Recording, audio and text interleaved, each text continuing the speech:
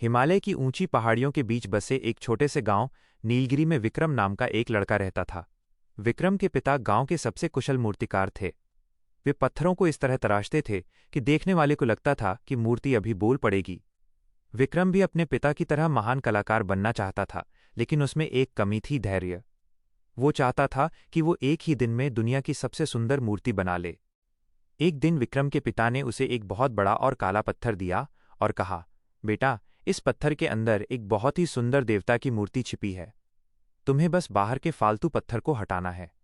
लेकिन याद रखना, जल्दबाजी में किया गया एक भी वार पत्थर को बर्बाद कर सकता है। विक्रम ने बड़े उत्साह के साथ काम शुरू किया। पहले 2 दिन उसने बहुत ध्यान से हथौड़ी और छेनी चलाई, लेकिन तीसरे दिन उसे ऊब होने लगी। उसे लगा कि वह बहुत धीरे काम कर रहा है। उसने सोचा कि अगर वो बड़े हथौड़े से जोर जोर से चोट करेगा तो मूर्ति जल्दी बाहर आ जाएगी। जैसे ही उसने एक बड़ा प्रहार किया, पत्थर के बीच में एक लंबी दरार पड़ गई और पत्थर 2 टुकड़ों में टूट गया। विक्रम रोने लगा। उसके पिता ने पास आकर कहा, पत्थर नहीं टूटा है विक्रम, तुम्हारा धैर्य टूटा है। जाओ, उस झरने के पास जाकर बैठो और पानी की बूंदों को देखो। विक्रम झरने के पास गया। उसने देखा कि पानी की कोमल बूंदें लगातार एक विशाल चट्टान पर गिर रही थीं। वो पानी इतना नरम था, फिर भी लगातार गिरने की वजह से उसने उस कठोर चट्टान के बीच में एक गहरा रास्ता बना दिया था। विक्रम को समझ आया कि ताकत से ज्यादा असर निरंतरता और धैर्य में होता है।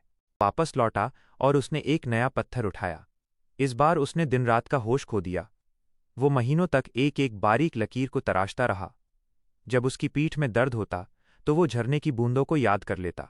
पूरे 1 साल बाद जब उसने अंतिम बार अपनी छेनी चलाई तो उस पत्थर से एक ऐसी मूर्ति निकलकर आई जिसे देखकर पूरा गांव दंग रह गया।